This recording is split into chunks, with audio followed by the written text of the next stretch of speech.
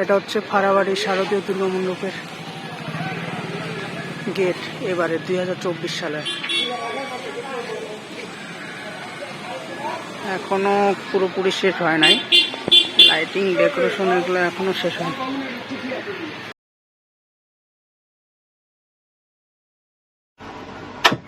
ज्योतिर्मयी जगन्माता रागमन